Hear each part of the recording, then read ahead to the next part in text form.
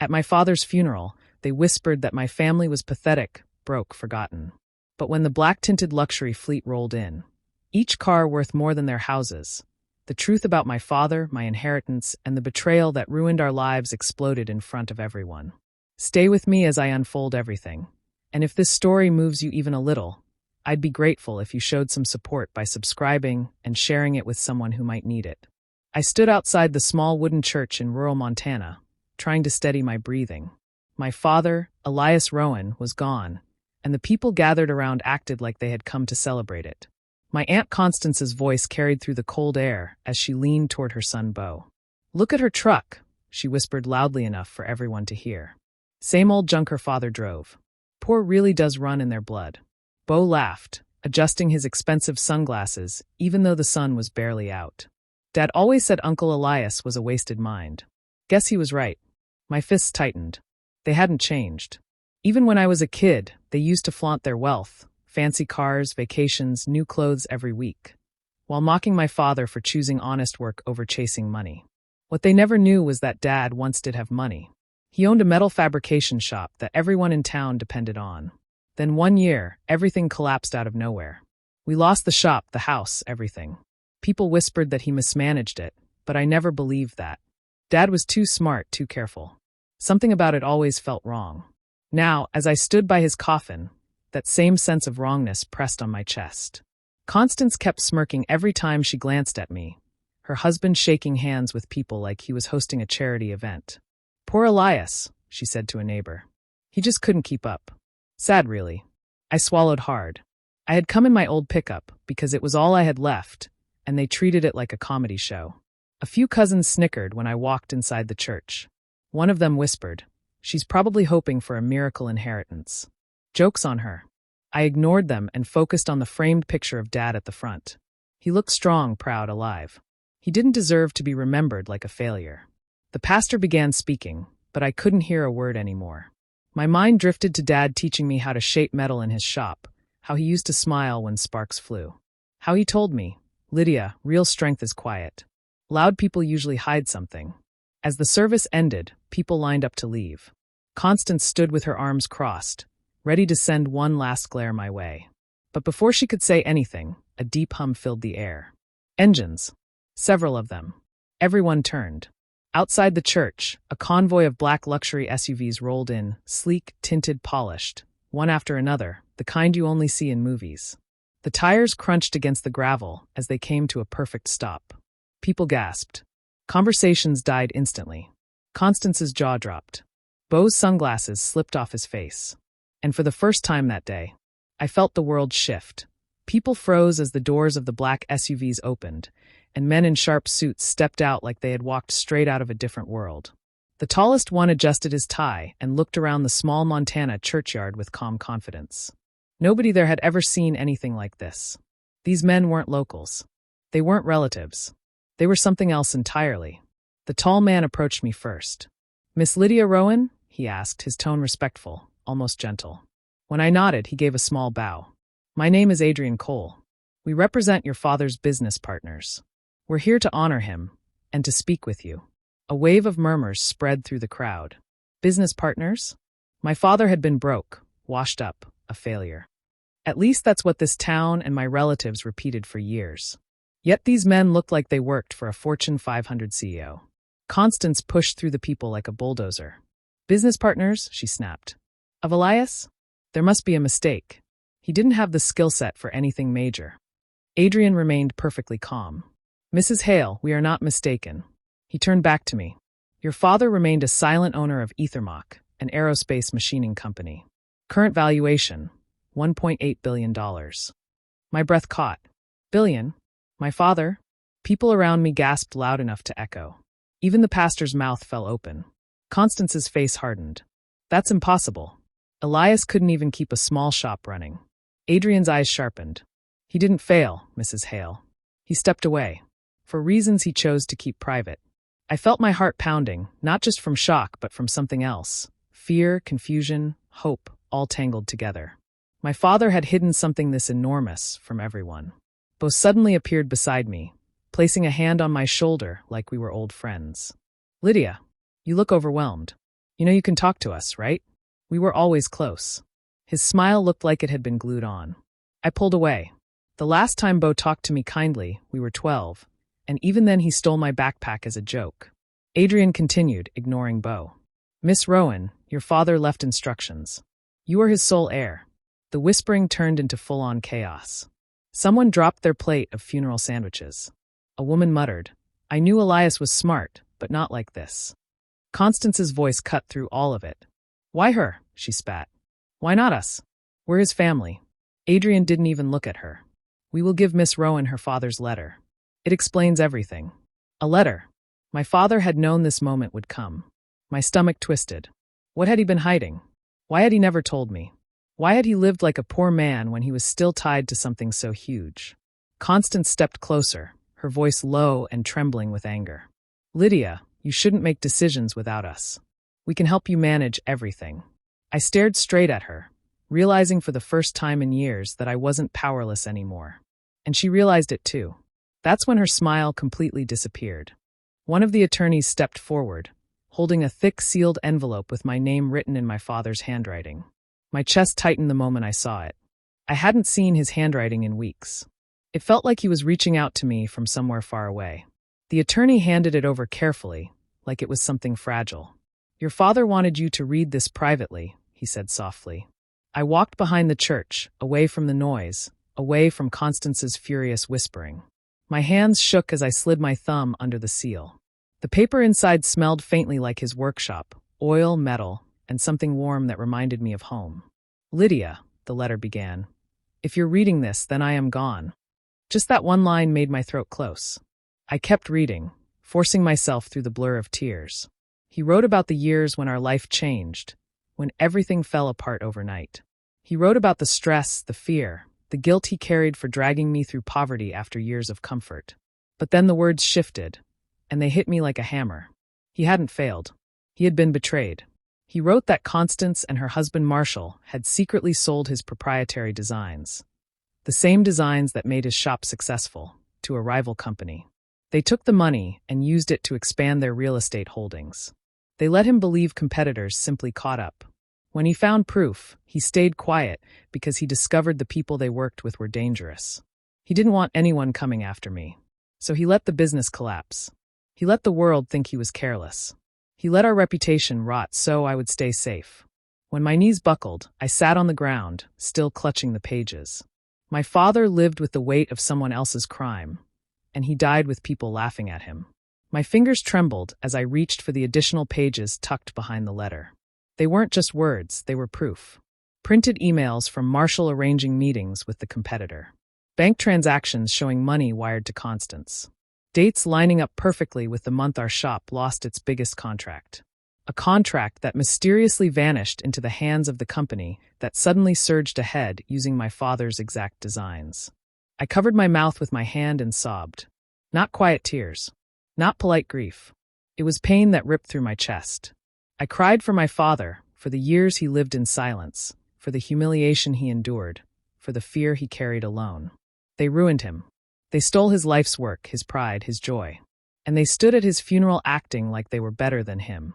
I wiped my face, shaking but determined. My grief slowly shifted, turning into something sharper. Something heavier. Rage didn't burn. It settled cold in my stomach like steel being forged. My own family destroyed my father. And they thought I would never know. They thought he left the world powerless. But he left the truth with me. I wiped the last of my tears and returned to the front of the church, clutching my father's letter like it was a lifeline. Adrian, the man leading the group of visitors, noticed my swollen eyes and quietly asked if I wanted to speak somewhere private. I nodded. The attorneys guided me into one of the small meeting rooms beside the chapel, and once the door closed, the noise of the funeral faded into a distant murmur. Adrian placed a folder on the table. Lydia, before we move forward, you need to understand the position your father left you in. I braced myself, still feeling the weight of the letter in my pocket. I'm listening. He opened the folder, revealing documents full of numbers, signatures, and legal seals. Your father never sold all his shares in Ethermock. He placed them in a protected trust under your name. He kept only a silent connection to ensure your safety. You control them now. I stared at him. He left everything to me? Adrian nodded. One of the lawyers added, "As of last quarter, those shares are valued at approximately $460 million. For a moment, I forgot how to breathe. Me? Worth hundreds of millions? After years of scraping by, working 2 jobs, fixing my old truck with borrowed tools, it didn't feel real. My father had lived like a poor man to protect me, and meanwhile the Hales built their empire on the ruins they created. Images flashed in my mind. Constance laughing at my clothes, both shoving me into lockers as a kid, Marshall bragging about his business instincts, while my father silently endured humiliation. They grew richer each year while Dad worked himself to exhaustion just to keep food on the table. My voice came out low. They stole everything from him. From us. And they walked around like heroes. Adrian's expression softened. Your father suspected the truth would eventually come out. He trusted you to decide what to do with it. I felt something shift inside me. A quiet, focused heat replacing the messy grief. I wasn't shaking anymore. I wasn't helpless. My father didn't die powerless. He gave me the truth, the resources, and now the strength to act. I want to expose them, I said, the words steady and clear. But I want to do it right. Not emotionally. Not recklessly. I want to do it in a way they can't escape from. The lawyers exchanged approving glances. Strategic exposure is possible, one said. Gathering more evidence will strengthen the case. When you're ready, we'll guide you. I looked out the small window at the churchyard where Constance still strutted around like she owned the world. She had no idea her time was running out. I need time, I said. And I need your help. Adrian closed the folder and slid it toward me. Then this is the beginning. I touched the papers, feeling their weight, feeling the shift inside myself. My grief wasn't fading. It was evolving, turning into purpose. I drove back to my father's old workshop, the engine of my pickup rumbling against the gravel road. The place looked abandoned, like the life had been sucked out of it. Dust hung thick in the air, coating the workbenches, tools, and stacks of unfinished metal pieces. The smell of oil and steel hit me immediately, bringing back memories of Dad teaching me how to measure, cut, and shape metal with precision. I stepped inside slowly, careful not to disturb anything too much. My eyes fell on a pile of notebooks on a shelf, their spines faded but intact. I flipped the first one open. Handwritten notes detailed orders, materials, and schedules. But then I noticed something unusual. Annotations about competitors, sudden contract cancellations, and meetings that didn't add up. Dad had been tracking everything meticulously, even after the shop started losing clients. Among the papers, I found a dusty cassette tape labeled Trust No One Yar. My fingers trembled as I placed it into an old recorder. Dad's voice, quiet but tense, filled the room. I think Constance and Marshall are behind the leaks. I don't have proof yet, but something isn't right. I'll protect Lydia no matter what, even if it destroys me. The weight of his fear, his love, and his silent endurance pressed down on me. Determined to understand more, I reached out to his former employees. One by one, they recounted strange events. Contracts mysteriously vanishing, critical machinery parts being ordered late, invoices that never matched shipments. Each story confirmed a pattern. Someone deliberately undermined the business. And each name led back, in some way, to the Hales. I dug deeper into public records and discovered how Constance and Marshall used my father's downfall to expand their own influence. They bought up properties at fire sale prices, invested in local ventures, and even gained favors from politicians who had previously worked with Dad. They rewrote the narrative of the town, portraying themselves as self-made, hard-working elites, while casting my father as a failed dreamer. The more I uncovered, the stronger I felt. My grief was still there, but it was tempered now with clarity and focus. Each document, each testimony, each small piece of proof became a building block for what I knew had to happen next. I wasn't just uncovering the past. I was arming myself for the fight ahead. Back in town, whispers began circulating. People who had attended the funeral talked about the black luxury SUVs and the mysterious men with me. "Did you see her?" someone murmured. "She's not poor. She's different now."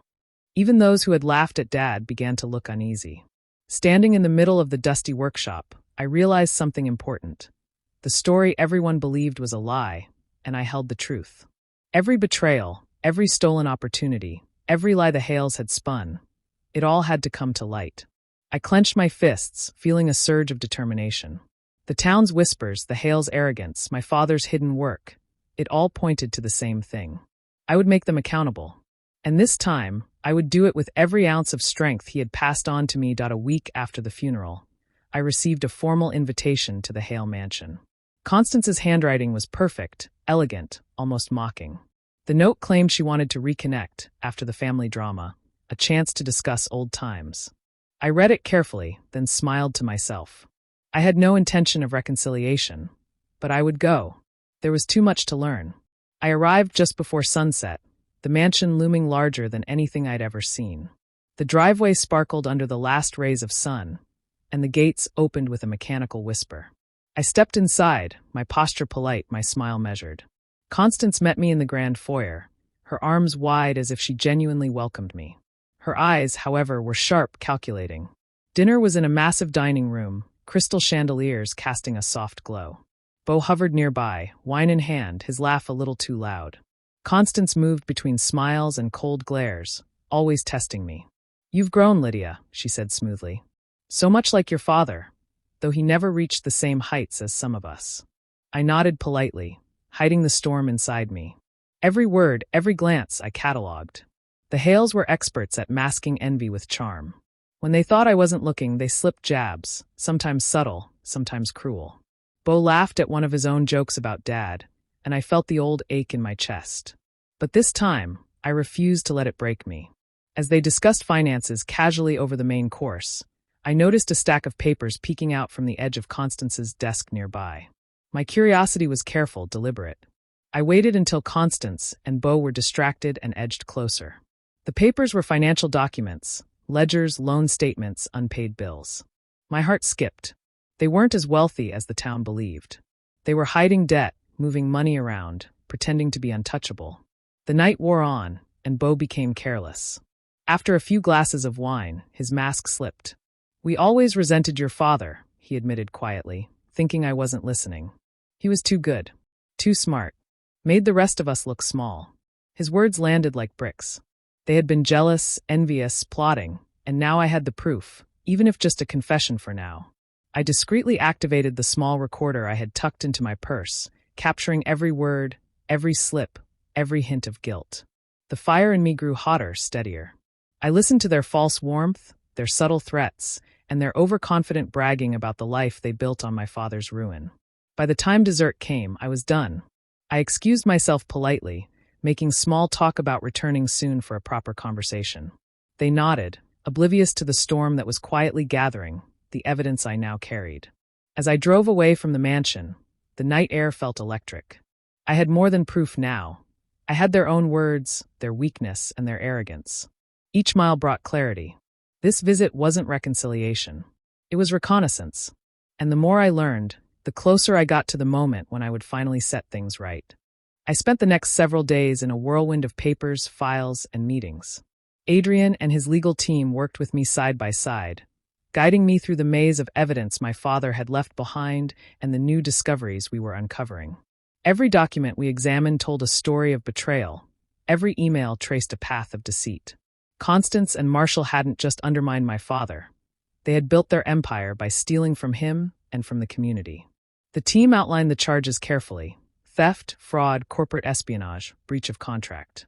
Each accusation was backed by meticulously organized proof. I read through contracts my father had painstakingly kept, invoices that didn't match, and bank statements showing money moving under the Hales' names. My hand trembled when I saw a series of transactions where Marshall had used my father's signature to secure loans from banks, loans my father never knew about.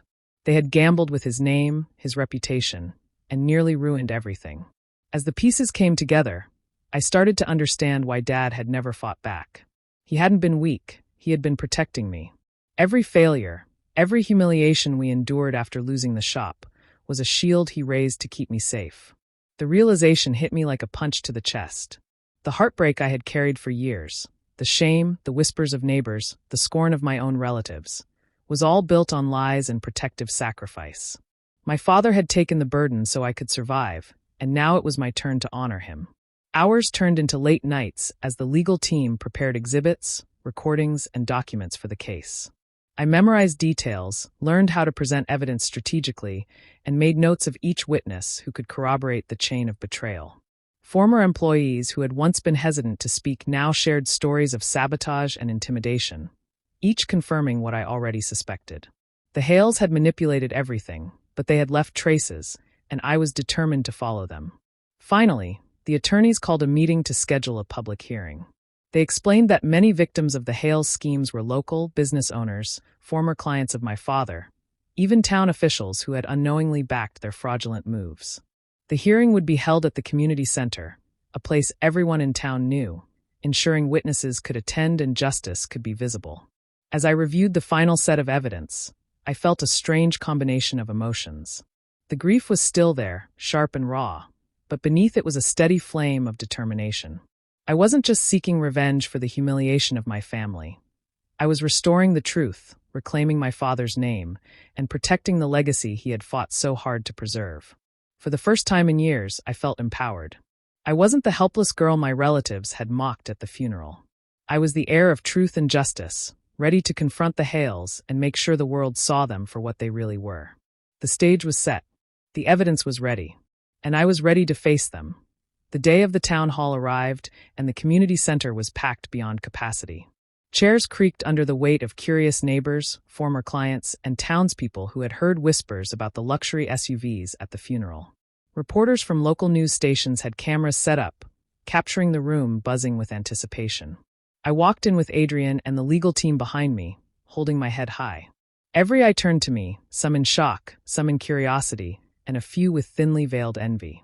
At the front, Constance and Marshall sat smugly, their posture perfect, their expressions confident.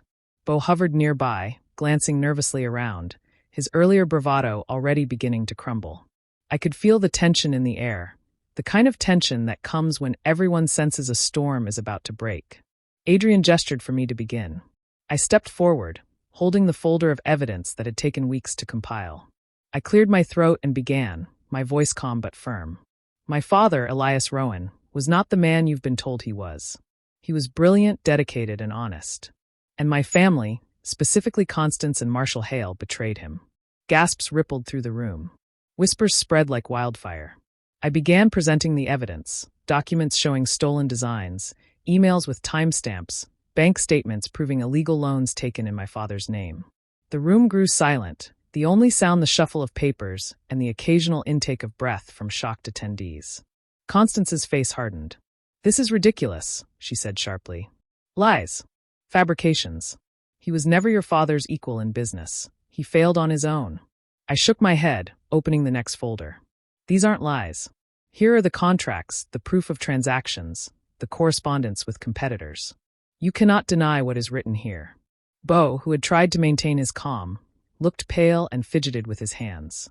I could see the panic growing in his eyes as the room leaned closer, hanging on every word. Then it happened. Marshall Hale, his face flushed red, tried to interrupt with a defensive tone. You're misinterpreting everything." Adrian, standing beside me, gave a subtle nod and Marshall snapped. His frustration boiled over.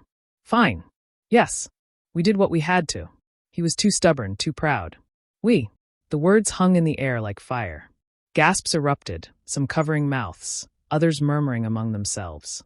The reporters leaned in, scribbling notes, cameras catching the confession live. Constance froze, eyes wide, realizing the damage. Beau sank into his chair, the confident facade gone. I felt a strange calm as I continued, presenting recordings of their own conversations, witness statements from former employees, and more documents tying them directly to the sabotage and fraud.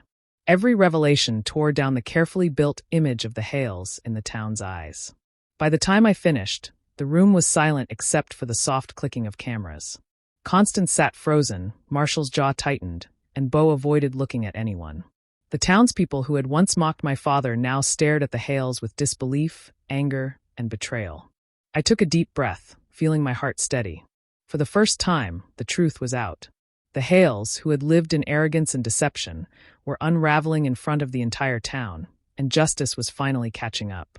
The aftermath of the town hall was swift and unforgiving. Within days, the Hales were served with criminal charges: theft, fraud, corporate espionage, and breach of contract. Banks froze their accounts, liens were placed on their properties, and their once grand mansion was seized. The town that had once admired their wealth now whispered about their deceit, their arrogance, and the empire built on betrayal. Constance and Marshall were frantic, trying to hire lawyers, calling in favors, but it was too late. Their carefully constructed image of success crumbled overnight. Beau, who had relied on charm and luck, found himself isolated, facing the reality that none of his money or connections could shield him from the truth. People who had once applauded their rise now avoided them entirely, shaking their heads at the scandal that had rocked the community. I stood outside my father's old workshop, inhaling the crisp Montana air. The building had been abandoned for so long, but now I felt its heartbeat return as I signed the papers to reclaim it. Rowan Precision Works would rise again, this time under my guidance, carrying forward my father's vision. I planned renovations, hired former employees who had stayed loyal, and began outreach to young machinists who reminded me of the spark Dad had always encouraged in me. This factory wouldn't just produce metal, it would produce pride, integrity, and opportunity. As the news spread, townspeople began approaching me. Some came cautiously, unsure of how to act after having believed the Hales' lies for so long. Others came with open apologies, expressing regret for mocking my father, for doubting him, for standing by while deceit reigned.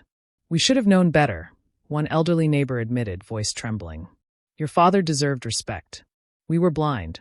I accepted their apologies quietly, feeling a sense of healing, not just for me, but for the legacy of my father. Weeks later, I found myself back at the cemetery, standing before my father's grave. The flowers were fresh, the air still, and I felt the weight of every lost moment, every struggle, every injustice we had endured. I placed my hand on the cool stone, whispering promises I had long held in my heart. "I will restore what was taken. I will honor your work, your vision, your life. Nothing they did will ever erase your legacy." Tears came again, but this time they weren't only of sorrow. They were of closure, of satisfaction, of the quiet power that comes from reclaiming what was lost. I thought about the Hales, about the lies, the manipulation, and the years of silent suffering. Justice had been served, and while it couldn't bring back the time stolen from us, it could protect what remained and allow me to build something greater. I lingered a moment longer, taking in the horizon, the open fields my father loved, and the sense of purpose he had instilled in me. I felt the sorrow still, but it was tempered with strength, with determination, with peace. For the first time in years, I could see the future clearly, one shaped not by betrayal or greed, but by truth, resilience, and the promise of new beginnings. I straightened, took a deep breath, and walked away from the grave. Rowan Precision Works awaited, and with it a life rebuilt from ashes, guided by the man who had given me everything, even in silence. The morning I reopened Rowan Precision Works, the air smelled of oil, metal, and possibility. The old workshop, once silent and abandoned, now buzzed with energy. Former employees returned, some with nervous smiles, others with wide-eyed excitement. They had been loyal to my father, and now they were loyal to me, ready to rebuild what had been stolen. I walked through the rows of machines, feeling the pulse of the place, the heartbeat of Dad's vision, and it was alive again. Adrian and the other partners stood nearby, quietly observing. Their respect was evident, not just in words, but in how they treated me as an equal, acknowledging my decisions and trusting my instincts. No longer the naive girl who had been dismissed by family and town, I now commanded attention with calm authority. They provided guidance when needed but let me lead, and I felt my confidence grow with every decision I made. I spent the first weeks restoring the factory, repairing equipment, organizing production lines, and ensuring safety standards were met. But it wasn't just about business. I wanted to honor my father fully. That meant giving back to the community he had cared about so deeply. I launched outreach programs for young machinists, offering workshops and scholarships to teenagers who showed promise but lacked resources. I watched them light up as they learned, their hands tracing the same tools my father had taught me to master, their curiosity echoing his passion. Word of the factory's revival and the community programs spread quickly. People came to see, to offer support, to thank me for standing up to the Hales and restoring a piece of the town's heart.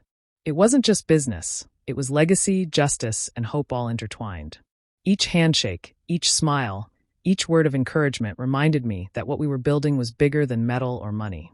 It was trust, respect, and a future built on integrity. One afternoon, I drove past the courthouse. My eyes fell on the Hales being escorted inside, handcuffed, their arrogance replaced with shame and defeat. Constance's face was pale, Marshall's jaw tight, and Beau avoided all eye contact. I didn't feel triumph, didn't feel gloating satisfaction. I felt something deeper, peace.